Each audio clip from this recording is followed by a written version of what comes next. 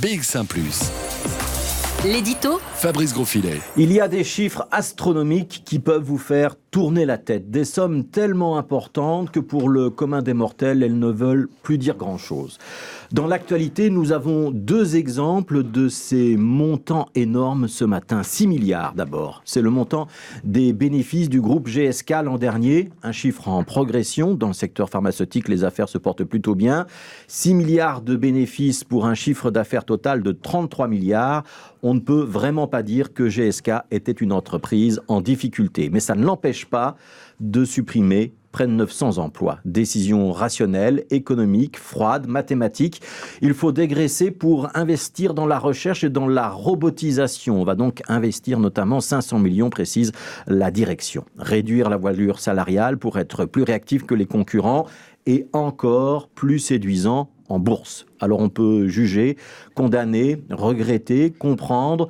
On ne peut de toute façon pas y faire grand-chose puisque GSK c'est une entreprise privée, un géant mondial qui a certes un pied en Belgique historiquement, mais qui en a un autre en Grande-Bretagne, qui a une activité dans toute l'Europe, dans les États-Unis aussi et dans l'ensemble du monde asiatique. Dans le privé, c'est le patron qui décide.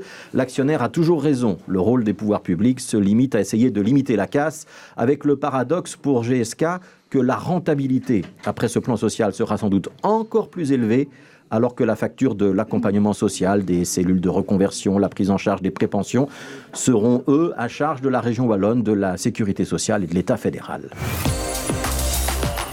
L'autre chiffre qui pourrait vous donner le tournis ce midi, c'est celui de 12 milliards. 2 fois donc le bénéfice de GSK. 12 milliards, ce serait le déficit de l'État fédéral pour 2020. 12 milliards et demi, précise même le journal La Libre Belgique qui a sorti ce chiffre ce matin, un chiffre qui n'est donc pas encore officiel, qui pourrait être confirmé dans le courant de la journée par le bureau du plan. 12 milliards et demi de déficit, c'est 3 milliards de plus que ce qu'on avait annoncé jusqu'ici et c'est surtout un fameux bond en avant ou un bond en arrière, question de point de vue, par rapport à l'an dernier, qui n'était déjà pas terrible. L'an dernier, c'était 8,7 milliards de déficit constaté, avec des recettes fiscales nettement inférieures à ce qui était prévu, 3 milliards de moins que ce qui était inscrit dans le budget initial, et des dépenses en sécurité sociale, notamment pour les pensions et les soins de santé, un peu plus élevées que ce qu'on avait envisagé. 12 milliards d'euros de déficit. Pour corriger cela, il faudrait évidemment que nous ayons un gouvernement de plein exercice pour pouvoir prendre des mesures d'économie ou décider de nouvelles rentrées fiscales. Et cet exercice-là,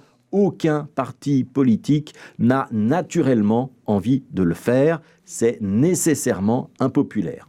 Alors il y a quelques mois, on se disait que de mauvaises nouvelles comme celle-ci pourraient avoir un effet d'aiguillon pour aider à la formation d'un gouvernement fédéral. Que l'urgence mettait la pression sur le monde politique.